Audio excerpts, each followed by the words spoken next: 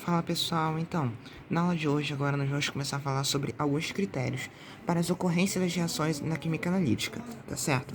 Ou seja, quais são esses fatores? A gente tem a seletividade, a gente tem a especificidade e a gente tem a sensibilidade. A gente vai trabalhar hoje com cada um deles. Então vamos lá, começando com a seletividade. O que seria a seletividade? Seria o conjunto de características físico-químicas do meio reacional. O que significa isso de forma mais clara? Significa que a gente vai tratar com reagente que a gente vai chamar de reagente seletivo. E o que esse reagente seletivo vai fazer? Ele vai provocar uma transformação química que é característica de um grupo de moléculas ou íons em certas condições reacionais adequadas. Então, por exemplo, isso se faz com que essa seletividade, esse reagente seletivo, a gente vai tratar, principalmente nas aulas práticas, para determinar algumas propriedades, para identificar se um íon está presente ou não. E por isso que a gente divide em certos grupos, porque cada um dos grupos vai ter uma condição de seletividade, e que essa seletividade vai provocar uma transformação química, tá certo? Então, o que a gente tem? Por exemplo, o grupo dos voláteis. A condição de seletividade dele é em pH igual a zero, ou seja, fortemente ácido. E o que nesse pH acontece? Acontece a formação de produto volátil, como o próprio nome diz, o grupo dos voláteis faz com que libere um produto volátil. Então, isso que trata-se de um reagente seletivo, ou seja, esse produto volátil vai ser produto para todos esses elementos aqui, tá certo? Assim como o grupo do bário e cálcio, que tem seletividade entre pH 9 e 10, ou seja, pH básico. Ele vai gerar um precipitado quando na presença desses dois componentes, tá certo? Essa é praticamente a definição. Mesma coisa acontece com a prata, só que a prata, a seletividade, a condição, é entre o pH 1 e o pH 2. E também vai gerar um precipitado na sua presença. Agora, o grupo dos solúveis, eles não apresentam uma condição de seletividade. Então, ou seja, os seus elementos, os íons presentes nesse grupo, eles não possuem uma característica, uma transformação comum para cada um deles, com um certo reagente específico. Ou seja, esses voláteis que formam um produto volátil com um reagente específico. Agora, o restante, cada um vai ter o seu próprio, um reagente específico, não, um reagente seletivo. Diante disso, os solúveis eles não possuem uma condição de seletividade. Eles vão ter, sim, condições específicas, ou seja, que é o próximo assunto que a gente vai falar, que é justamente da especificidade. Então, diante disso, a seletividade possui aplicação em ensaios preliminares e também para eliminação de interferentes. Ou seja, ensaios preliminares, ou seja, antes de você analisar fixamente um ânion, você vai determinar quais são os ânions possíveis que você pode encontrar naquele meio ali, tá certo? E também eliminar interferentes que podem atrapalhar a sua análise. Qualquer dúvida, é só deixar aí nos comentários. Agora, especificidade trata-se de uma condição restrita da seletividade. Então, o que seria a gente usar um reagente específico? Esse reagente vai provocar uma transformação química que é característica de apenas uma espécie química em condições reacionais adequadas. Ou seja, por exemplo, o grupo dos solúveis, cada um dos ânions presentes vai ter um reagente específico.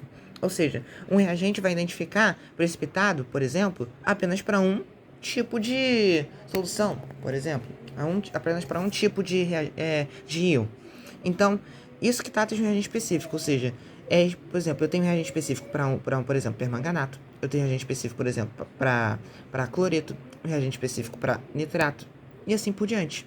Isso trata-se de reagente específico, que a gente vai utilizar, está trabalhando nas nossas aulas. Agora, o que seria a sensibilidade? Que é o que a gente vai trabalhar mais agora, a partir de agora com cálculos. Trata-se do limite de detecção, ou seja, o que é isso? Trata-se da perceptibilidade que se tem de uma reação, ou seja, até que ponto que eu consigo observar a reação acontecer, tá certo? Visualmente. Então, existem, ou seja, são as reações com baixo limite de detecção, permitem eu pesquisar pequenas quantidades de um íon, ou seja, quanto menor esse limite, mais eu vou conseguir observar essa reação acontecer. Ou seja, sem eu precisar de grandes quantidades de amostra ou grandes volumes dessa mesma amostra, tá certo? Então, quanto menor esse limite de detecção para menos e para mais, ou seja, eu consigo observar melhor minha reação. Então, existem diferentes unidades de medida, ou seja, diferentes grandezas que medem essa sensibilidade de uma certa amostra. A primeira delas, que a gente vai ver nessa parte, trata-se do mínimo detectável, o que seria o mínimo detectável? Trata-se da menor quantidade em microgramas de um analito associado a um volume de ensaio, ou seja, o chamado Venza, né? Nosso volume de ensaio. Então, o que significa? Se eu transformar isso aqui em uma fórmula, eu posso transformar isso aqui numa mini fórmula, que seria o quê?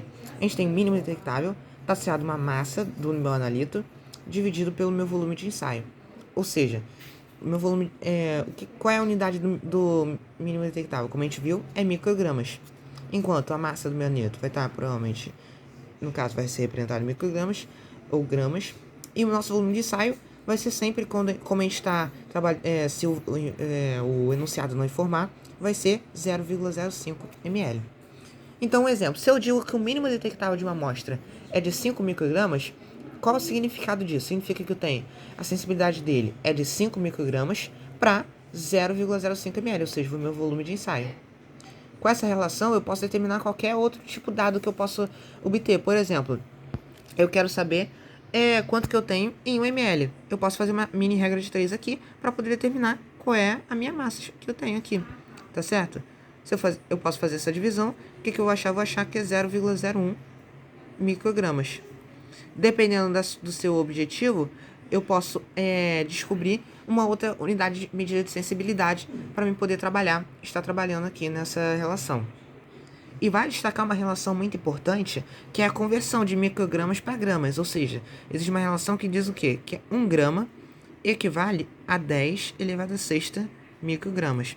Essa aqui é uma relação muito importante que a gente vai usar bastante para a conversão nos cálculos, quando a gente for converter de grama para micrograma, porque se você for reparar, algumas grandezas que a gente vai estar trabalhando, geralmente vai utilizar como padrão o grama, mas o mínimo detectável trabalhar com micrograma. Então, se eu quero converter de uma unidade para outra, geralmente eu vou usar essa relação aqui para poder fazer essa conversão. Tá certo?